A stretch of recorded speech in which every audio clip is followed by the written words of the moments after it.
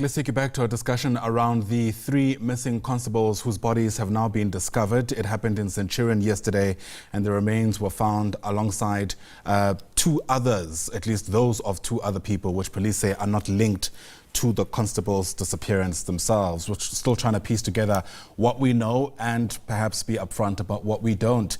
And to help us do that is criminalist expert with the Police Practice Department at Unisa College, Professor Dumisani Mabunda. Prof, thank you for your patience once again, and I'm told our issues have been sorted out.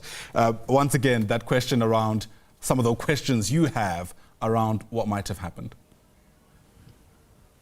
Yeah, thank you, Ayanda, and the viewers. Firstly, I send condolences to the police and the families affected by this.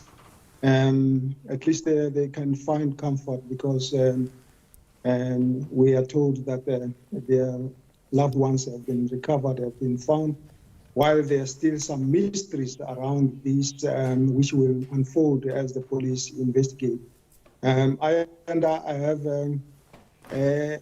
4 issues that I want to address with you, with your permission. Firstly is about the protocols of inter-provincial officer deployment.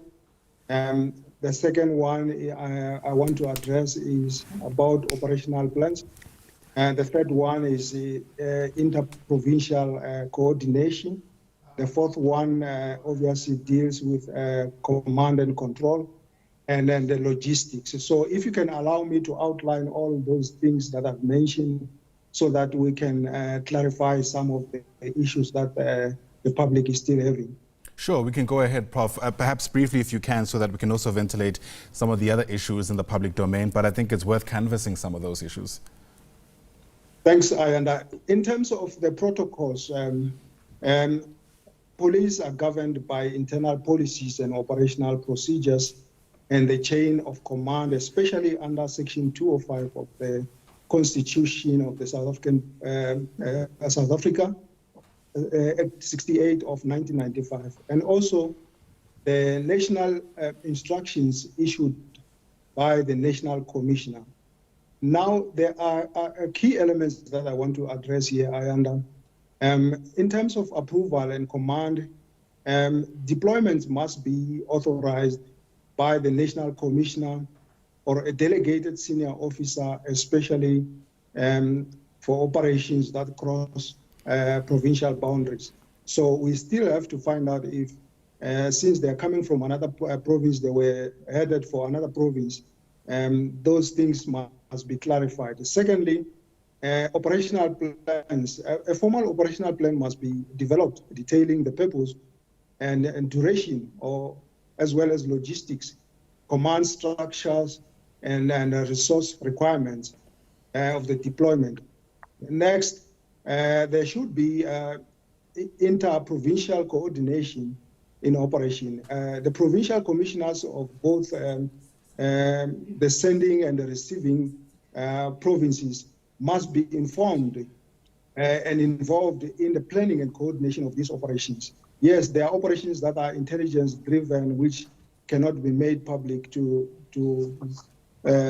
otherwise the objective will be disturbed. There's also a disciplinary and command jurisdiction. Officers remain under the disciplinary authority of their home province or national unit, but are subject to the operational command structure in the host province.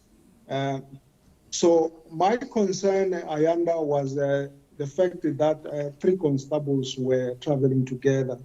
And my concern is about command and control. So that needs to be clarified. I haven't seen in my history of police at the same rank traveling together with no senior person coordinating everything that they are doing. Let me pause there to give you an permission to ask further questions. Sure, and I appreciate that. And it's a different way of thinking, I suppose, at least as we've watched over the past couple of hours, the story being covered. Are you suggesting then, Prof, that what this has exposed, at the very least, is lapses in some of those norms and standards, as opposed to these 3 individuals just falling victim of some kind of criminality?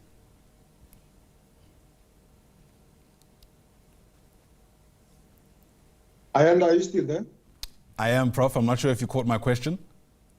You can repeat that. There was an Sure. interruption. I couldn't get your question. All right.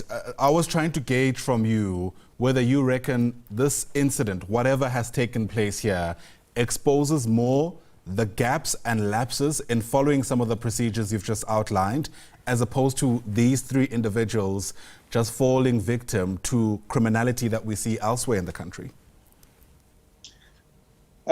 Yeah, especially the command and control issue. There should have been a senior officer traveling with them.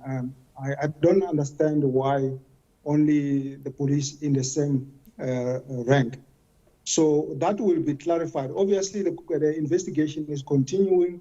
We hope that it will be fast-tracked, and we appreciate that the various units are involved in trying to find this. What is key is the finding of the vehicle that these constables were traveling in.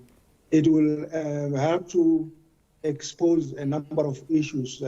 We don't know what will be found in the wreckage if it does get found today, hopefully, because the police had to abandon their investigation due to darkness, and hopefully by the end of today, something will have been found. When I look at that the Henops River, it's not a big river that a heavy structure like a vehicle can be taken to a far distance.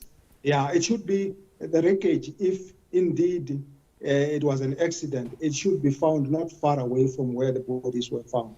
Yeah, and that was exactly going to be my next question, Prof. I mean, how hard is it to find a car when you've been able to find bodies? I mean, it again opens us up to so many other questions in this entire story, as I mentioned at the beginning, still shrouded in so much mystery.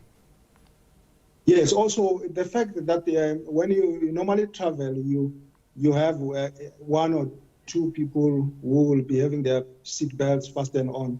I can't imagine a situation where all of them didn't have their seatbelts on, so that if it's an accident, their bodies were thrown there and the car is not found. Otherwise, it should have been traveling at more than 500 kilometers per hour if it will be found far away from where they were found. Yeah, and we know how improbable that probably is. As a parting shot, Prof. Yeah. How worried are you about the passage of time as we try to get answers to these crucial questions? I mean, it's just about a week or so, depending who you ask, since these officers were last seen alive. And there's obvious questions around, I don't know, even just how elusive evidence becomes as more time passes before there's some kind of closure insofar as this investigation is concerned.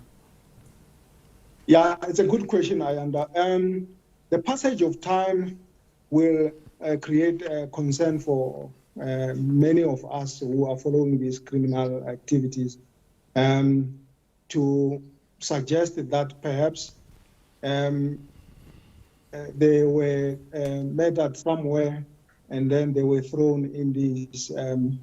But I'm hopeful that by the end of today, something will be found. I appreciate the fact that the police are using every resource that they are having to try and resolve this issue. So let us allow the police to investigate, and yeah, we will start getting worried if 2 or more days passes and the wreckage has not been found. So other scenarios will have to be looked at.